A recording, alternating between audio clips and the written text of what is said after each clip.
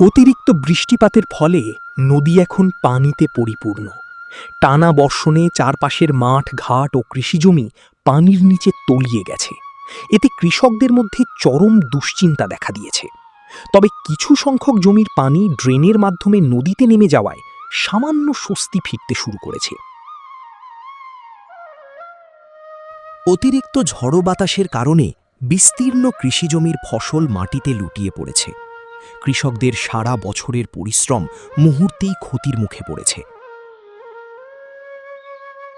অতিরিক্ত বৃষ্টি ও উজান থেকে নেমে আসা পানির কারণে শত শত হেক্টর কৃষিজমি পানির নিচে তলিয়ে গেছে।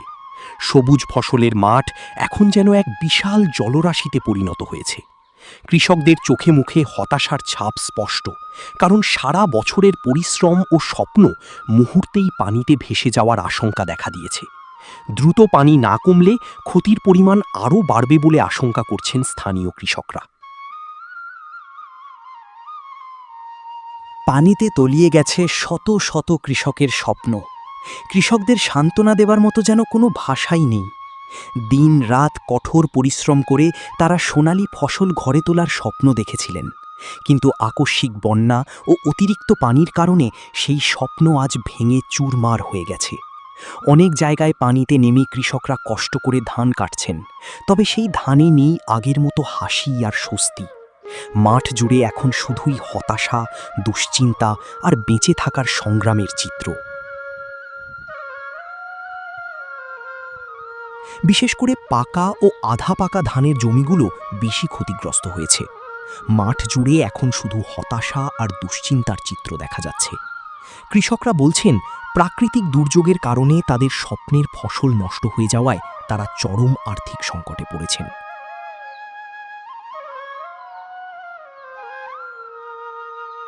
অতিবৃষ্টি ও বন্যার কারণে কৃষি জমিগুলো পানির নিচে তলিয়ে গিয়ে চরম ক্ষতির মুখে পড়েছেন কৃষকরা। যে জমিতে সোনালী ধানের স্বপ্ন বুনেছিলেন, আজ সেই জমিই যেন তাদের চোখের জলের কারণ হয়ে দাঁড়িয়েছে। বছরের পর বছর কঠোর পরিশ্রম, ঘাম আর আশা নিয়ে চাষাবাদ করা কৃষকেরা এখন গভীর হতাশায় দিন কাটাচ্ছেন। ধান পাকলেও স্বাভাবিকভাবে কাটার কোনো সুযোগ নেই। কোমর সমান পানিতে নেমে জীবনের ঝুঁকি নিয়ে ধান কাটতে হচ্ছে।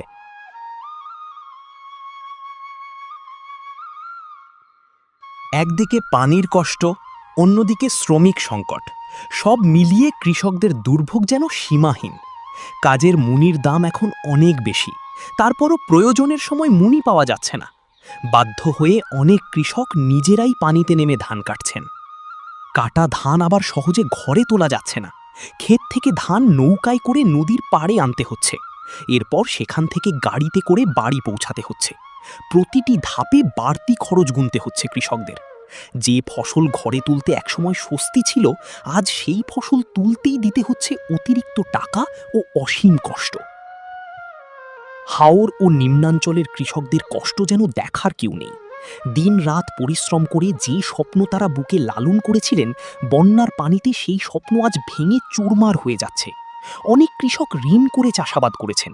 এখন ফসল ঘরে তুলতেই যদি এত খরচ হয়, তাহলে লাভ তো দূরের কথা, পুঁজি ফেরত পাওয়াই কঠিন হয়ে দাঁড়িয়েছে। কৃষক বাঁচলে দেশ বাঁচবে, এই সত্য আজ আরও স্পষ্ট। কৃষকদের এই দুঃসময় প্রয়োজন সরকারি সহায়তা, শ্রমিক সহায়তা ও দ্রুত কার্যকর পদক্ষেপ। কারণ কৃষকের হাসির সঙ্গে জড়িয়ে আছে দেশের খাদ্য নিরাপত্তা ও মানুষের জীবন।